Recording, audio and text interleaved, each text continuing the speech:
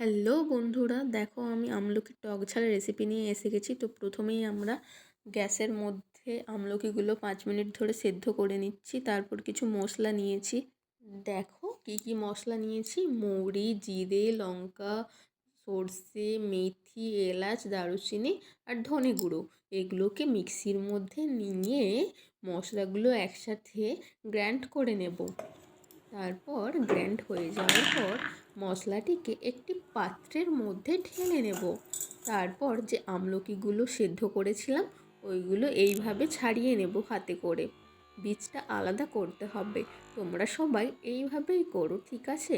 তারপর একটি কড়াইতে সর্ষের তেল নেব। দেখো, তার মধ্যে এই আদা কুচি আর কাঁচা লঙ্কাটা দিয়ে দেব। কড়াইতে দেওয়ার পর যখন আদা আর লঙ্কাটা হালকা ভাজা ভাজা হয়ে যাবে, আমরা যেই পাত্রে মশলা ছিল তার মধ্যে কড়াইয়ের তেল সহ যে আদা আর লঙ্কাটা ছিল ওটা ঢেলে নেব। তারপর ওর মধ্যে একটু নুন দিয়ে ভালো করে মেশাবো মশলাটাকে। তারপর এর মধ্যে আমলকিগুলো দিয়ে দেবো, কেটে রাখা আমলকিগুলো দিয়ে দেবো। তো আমার মিক্স করা হয়ে গেছে। তো দেখো বন্ধুরা কেমন হয়েছে।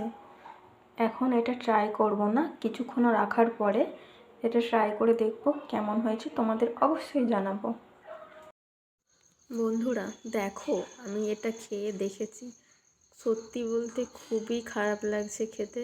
এটা মশলাটার কোনো টেস্ট নেই, তিতো তিতো লাগছে, বেকার।